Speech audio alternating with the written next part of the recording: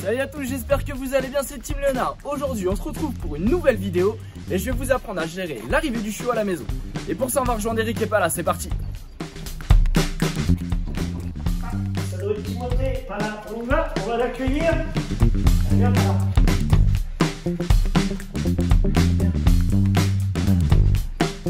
Salut Eric, comment tu vas? Salut Timothée. Salut petite Pala, comment ça va ma belle? Ça va Timothée? Bah ça va super. Café avant de démarrer? Allez, un petit café, puis tu vas nous présenter Pala. Pas de soucis, Pierre, reste à toi, je te prépare ton café. Super, c'est gentil. Merci. Ça va ma belle? Bah ouais, ça va ma nénette.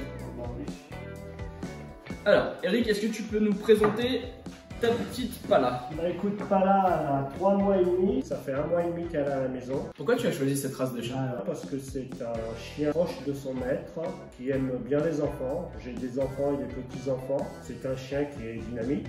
Ils en ont un élevage du coup? Oui, j'ai préféré prendre Pala dans un élevage à Fouchères, des ancêtres sauvages, qui est tenu par Julie. Et bah t'as très bien choisi, c'est vrai que le berger australien c'est un très bon chien, qui est très dynamique, assez proche de son maître, c'est un chien de berger. Pour la première astuce, suivez bien la maison, c'est de placer correctement son lieu de couchage, parce que c'est très important. De manière générale, on a tendance à mettre ça un peu aléatoirement, mais pour le chien, ça va avoir une signification. On est parti Eric, je vais te montrer ça. Donc Eric, on va voir pour le lieu de couchage. Toi, tu as placé ta caisse ici. Je te le conseille pas trop et je vous conseille pas trop à la maison d'être dans des coins un peu enfermés comme ça. Alors là, pour le coup, pour deux raisons. La première, c'est qu'il y a le chauffage, donc elle risque d'avoir vite chaud. Et en plus de ça, c'est qu'en fait, elle est assez confinée et elle risque de mordiller ton petit meuble. Simplement, c'est que le chien, en fait, quand il dort, il va comme s'il allait téter, et donc il a tendance en fait à mordiller tout ce qui est à proximité. Et je sais pas si tu vois là où est placé Pala.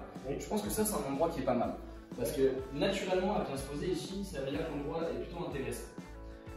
Il faut savoir qu'il faut faire attention avec un chiot, c'est le lieu où vous allez mettre sa corbeille. Simplement, c'est comme vous pouvez voir, vous avez la porte d'accès qui est juste ici. Si jamais vous mettez la caisse en face de cette porte d'accès, vous allez avoir tendance en fait à demander inconsciemment à votre chien en fait simplement de garder. Et s'il a un comportement plutôt anxieux, en fait ça va le stresser parce qu'il va vérifier tout le temps si son maître rentre, repart, etc. Donc ce qu'on va faire Eric, c'est qu'on va prendre la caisse, on va plutôt la placer là où elle va. Hop, allez, je t'aide, tac. Attention ma belle. On te met ta petite maison, tu peux voir que tout de suite on est beaucoup mieux disposé, c'est-à-dire qu'elle a de l'espace pour pouvoir rentrer plus facilement. Là, en termes de chaleur, du coup, on n'a pas le radiateur qui est à côté.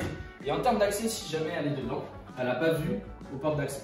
Simplement, on a cette porte-là, d'accord, comme ça, ça lui fait comme de la lumière. Elle n'a pas vue sur la porte. J'espère que pour vous aussi à la maison, ça a été clair. N'oubliez pas le petit pouce bleu si ça vous plaît. Alors, maintenant, est-ce que tu as des jouets pour Pala? Oui. Ils sont Rangés. Alors, pourquoi tu les ranges? Parce qu'elle est un peu faux-folle et elle a tendance à tout bouffer, à s'exciter à pas les jouer. Ok, donc déjà c'est plutôt bien, c'est que tu as plusieurs types de jouets, donc ça c'est important quand vous avez un chiot. Donc là on a un jouet un peu dur, là on a une petite corde. C'est important d'avoir des matériaux différents parce que simplement le chiot a besoin en fait de faire sa mâchoire et d'avoir plusieurs textures. Et ça va éviter bizarrement la destruction. Mais pour éviter la destruction, il va falloir lui laisser à disposition. Parce que si jamais tu ne lui laisses pas, forcément, on va essayer d'aller mordiller. En plus, tu as beaucoup de bois. Ouais. Donc, ce qu'on va faire, c'est qu'on va lui laisser à disposition, mais par contre, on va lui mettre dans sa caisse pour qu'elle sache où ils sont. Donc, pour ça, Pala, ma belle, c'est quoi ça? Hop, on va lui mettre dans sa caisse et en plus, ça permettra qu'elle rentre plus facilement dedans. Ça marche? D'accord, ok. Et bien, ma belle. Et comme ça, en fait, elle sait où est son lieu de couchage, où sont ses jouets, ça sera vraiment plus facile pour la suite.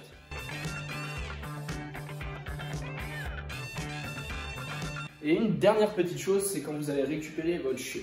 Donc Eric, quelle était ta réaction quand tu es arrivé avec Pala le premier jour à la maison? Bah écoute, quand j'ai récupéré Pala, quand on est rentré à la maison, je lui ai montré sa caisse. Et du coup, tu lui as fait visiter la maison? Oui, après oui. D'accord. Alors, c'est normal, c'est que tu es agent immobilier, donc forcément, de les visites de maison, tu as l'habitude. Mais ce qu'on va essayer de faire dans un premier temps, c'est que quand le chiot arrive à la maison, simplement, je vais le laisser découvrir pendant un petit quart d'heure. C'est très important en fait, parce qu'il faut imaginer que votre chiot, d'accord, il quitte sa fratrie, donc il se retrouve avec une personne qu'il ne connaît pas, dans un endroit qu'il ne connaît pas, et en plus de ça, on lui montre plein de choses. Ça risque de l'angoisser. N'hésitez pas à demander un petit linge en fait. Enfin, là, vous avez pris votre chien dans l'élevage, et vous le laissez découvrir un quart d'heure après. Vous prenez ce petit linge et vous lui mettez, par exemple, dans la corbeille. Et tout de suite, comme ça va le rassurer. On va passer à la suite, Eric. On y va. Donc, on va donner deux petites astuces supplémentaires qui vont être très importantes. Donc dans un premier temps, ça va être des interdictions. D'accord, c'est important, c'est comme avec des enfants, il faut mettre des petites règles. La première, ça va être le canapé. Le canapé, ça va être très simple. Ça va partir. Ok, Pala n'aura pas le droit de monter sur le canapé. Forcément, à la maison, on va pas se leurrer, un petit chiot sur un canapé, c'est mignon, hein. Ça, on a vite tendance à avoir envie de le faire monter. Mais n'oubliez pas que le chiot que vous avez maintenant, ça va être le chien adulte que vous allez avoir plus tard. Les règles, c'est important de les donner tout de suite. Donc pour faire un câlin à son chien, ce qu'on va faire simplement, c'est qu'on va décaler ta petite table, tac, on va se mettre par terre et on va habituer notre chien finalement, on va lui faire un câlin par terre. Parce qu'en fait, ce qui est dérangeant en soi, c'est pas le câlin, c'est la position de hauteur. D'accord. Les câlins avec son chien, ça va être par terre. Ça, on a le droit de partager avec son chien. Ça, par contre, c'est interdit. Ça marche? Et donc, pour notre deuxième astuce, ça va être simplement d'interdire certains accès. Nous, ce qu'on va faire, c'est qu'on va interdire la cuisine. Simplement, c'est que dans la cuisine, il y a de la nourriture. Et la nourriture, très vite, ça peut devenir une protection de ressources. Pas sur tous les chiens, je vous rassure. Donc, ce qu'on va faire, c'est, si jamais ton chien rentre dans la cuisine, il y a deux solutions. Soit j'attrape mon chien et je lui demande juste de sortir, tu sors, va dans ta caisse, je le porte et je le mets en dehors. Ou alors éventuellement, vous savez, les petites barrières de bébé, on la pose ici de façon à interdire l'accès. Ok, ça va être très important. Donc nous on prend l'exemple de la cuisine, mais ça pourrait être une chambre ou n'importe quoi. Ok, on va passer à la suite. Donc juste une petite question. Est-ce que ton chiot saute et mordille? Ah oui. Et bah, je vais vous donner des petites astuces pour résoudre tout ça. C'est parti. Pour le saut, ça va être très simple. La première règle, Eric, surtout, c'est qu'on va jamais pousser son chien. Plus je le pousse, bizarrement, plus je joue avec mon chien. Simplement, c'est que les chiots entre eux, ils s'amusent à sauter dessus. Donc, à partir du moment où j'ai une action où je pousse et je repousse mon chien, je suis en train de jouer avec lui. Si mon petit loulou me saute dessus, ce que je fais simplement, c'est que j'arrête de jouer, hop, je pars et je me tourne. Ok. De nouveau, je peux éventuellement l'appeler. Pas là, qui vient m'aider. Voilà, c'est bien ma fille. Elle saute pas, je peux bien la récompenser. Si jamais elle me saute dessus, hein? T'as déjà compris? Elle est trop forte celle-là. Donc si elle me saute dessus, je me relève et je me tourne. On va voir pour le mordiller. Le chien a tendance à mordiller dès qu'il est en surexcitation. Donc ce qu'on va faire, c'est qu'on va prendre un petit jouet de la caisse. Dès qu'elle commence à me mordiller, ok, tout de suite je vais lui présenter un jouet pour lui expliquer que la main c'est non et ça c'est oui. C'est quoi ça ma fille? C'est quoi ça ma belle?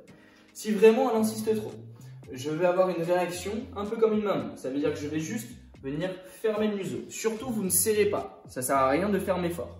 Je viens juste pincer le museau en lui disant non et je lui représente de nouveau le jeu. J'espère que c'est clair pour vous à la maison et on va passer donc à la dernière partie qui est souvent très importante avec le chiot, c'est la propreté. Pour la propreté, est-ce que tu as déjà commencé à mettre quelque chose en place? Alors, chaque fois qu'elle fait pipi, je dois t'avouer que je suis un peu perdu, donc j'ai commencé par lui mettre le nez dedans. Et puis après, j'ai regardé sur internet et c'est fortement déconseillé, je crois. Alors, il y a deux écoles. Moi, je le conseille surtout pas. Simplement, c'est quand vous mettez la tête du chien dans son urine, vous lui signifiez simplement que c'est la sienne. Mais ça, elle le sait déjà, elle n'a pas besoin de nous. C'est pas la meilleure méthode. Déjà, il faut respecter 3 règles. La première, c'est que le chien fait ses besoins une fois qu'il a mangé, après une partie de jeu et quand il se réveille. La capacité sur un chiot pour se retenir, c'est à peu près 2 heures. Donc, on va essayer de rythmer la vessie. La vessie, c'est un muscle. Donc si on ne la fait pas travailler, le chien n'apprend pas à se retenir. C'est pour ça que souvent vous allez voir que les chiens que vous avez en été ont plus de mal à être propres parce que les maisons sont grandes ouvertes et le chien peut aller faire ses besoins quand il veut. Donc nous on va essayer de respecter ça. Toutes les 2 heures, je la sors et donc bien sûr après son repas, après une partie de jeu et quand le chiot se réveille. Si jamais elle fait ses besoins dehors, surtout ce qu'il faut faire, c'est une belle caresse et la féliciter. Ok? Ça c'est très important pour valoriser le bon comportement en extérieur. Allez vas-y. Allez, on y va, ma mère. Allez, allez.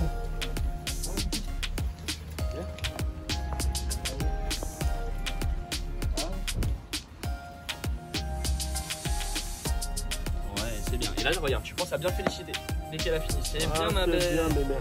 Oh, c'est bien, ma belle. Oh, non.